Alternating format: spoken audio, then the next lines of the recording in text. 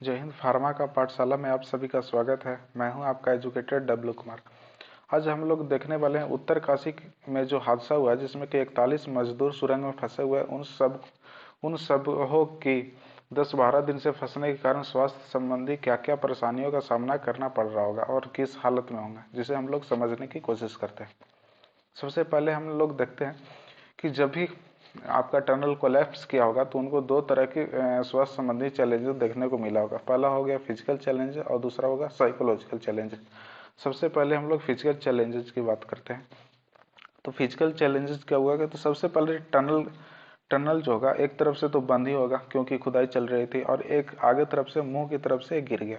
तो मुंह तरफ से गिरने के कारण इसमें ऑक्सीजन सप्लाई सबसे पहले रुक गया होगा। तो ऑक्सीजन सप्लाई कटने के कारण उसमें लिमिटेड अमाउंट में यहाँ पे ऑक्सीजन बच रहा होगा, और लिमिटेड अमाउंट में ऑक्सीजन बचने के कारण ऑक्सीजन की कमी हो गई होगी, जिस कंडीशन को हम लोग हाइपोक्सिया कहते हैं। हाइपो मतलब कि कम जाना, ऑक्सीजन, ऑक्सिया मतलब ऑक्सीजन की कमी।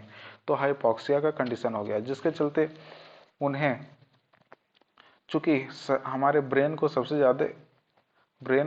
ज़्यादा ऑक्सीजन की ज़रूरी होती है ताकि वो अच्छे से फंक्शन कर सके, जिसके चलते ब्रेन को प्रॉपर ऑक्सीजन नहीं मिल पा रहा होगा, और ऑक्सीजन नहीं मिल पाने के कारण उन सब का ब्रेन ढंग से फंक्शन नहीं कर पा रहा होगा, और वो चीज़ों को सही से ढंग से सोच नहीं पा रहे होंगे। उनके ब्रेन में बहुत ज़्यादा हेडक जैसा फीलिंग हो रहा होगा, यानी कि हेडक होगा।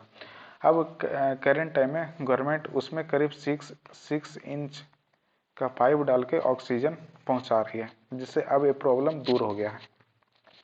अब हम लोग बात करते हैं दूसरा क्या है कि उन्हें लिमिटेड अमाउंट में फूड और वाटर मिल रहा होगा। चूँकि खाना तथा ऑक्सीजन 6 इंच के पाइप से मिल रहा है, लेकिन पहले का कंडीशन क्या होगा कि उन्हें खाना लिमिटेड अमाउंट में होगा और पानी भी, जिसके चलते क्या होगा कि ना ढंग से खाना खा पा रहे होंगे और ना पानी पी रहे होंगे, जिसके चलते वो माल न्यूट्रिशन है यानी कि कुपोषण का शिकार हो गए हैं, जिसके चलते उनका वजन बहुत ज़्यादा कम गया होगा और वो बहुत ज़्यादा खुद को वीक फील कर रहे होंगे।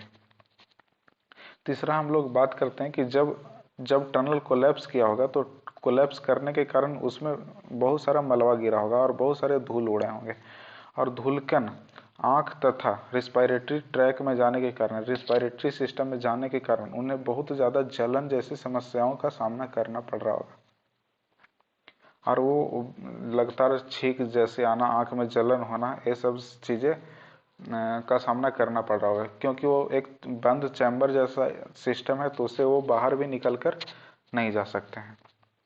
लेकिन अब धीरे धीरे इन सभी करीब 14-15 दिन हो जाने के कारण ये धुलकन और जो भी मलबा है वो नीचे की ओर बैठ गया, तो अब ये चीज़ें ख़त्म हो गई है।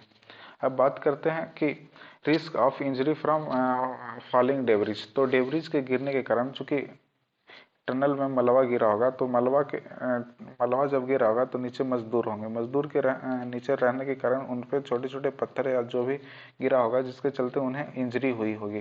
लेकिन अभी गवर्नमेंट के द्वारा उससे प्रॉपर कैमरा डालकर बात किया गया तो बोला कि छोटा मोटा इंजरी है, इसके अलावा कुछ नहीं हुआ।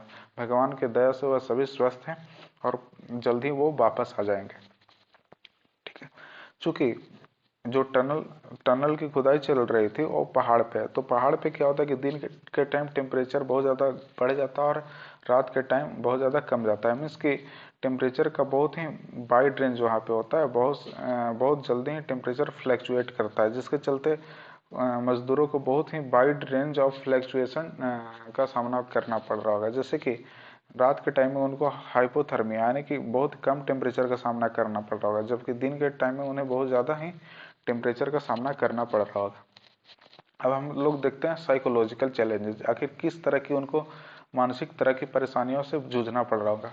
चूँकि जब टनल गिरा होगा तो ये दोनों तरफ से बंद हो गया होगा, और बंद होने के कारण वो वहाँ पे किसी तरह का लाइट ये सब की व्यवस्था नहीं होगा। लाइट ये सब की व्यवस्था नहीं रहने के कारण वो बहुत ज़्यादा डर गए होंगे, और डरने के कारण वो बहुत ज़्यादा बेचैनी जैसा महसूस कर रहे हैं। एक तो डर महसूस कर रहे होंगे और दूसरा बेचैनी, जबकि अब के टाइम में करेंट डे में उनके पास लाइट तथा अन्य चीज़ें की व्यवस्था करवाई गई है, जिससे कि अब ये सब चीज़ें धीरे धीरे उन सबसे दूर हो रही होगी।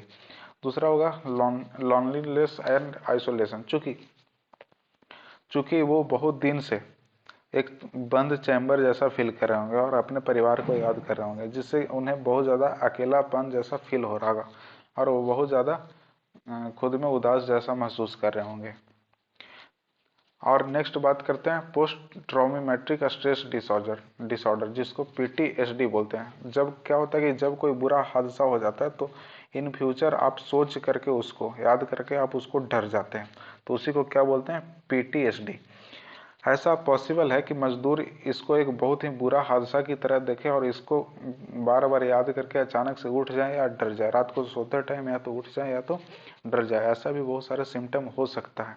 तो भगवान से निवेदन है कि ऐसा उनमें कुछ भी तरह की चीज़ें ना हो और हमारी गवर्नमेंट बहुत ही अच्छे से उसको वर्क करे और कोशिश है कि जल्द से जल्द एक से 2 दिन में वो सभी मजदूर सकुशल बरामद हो जाएगा और हम भी उन सभी मजदूरों के सकुशल बरामदगी के लिए भगवान से प्रार्थना करते हैं।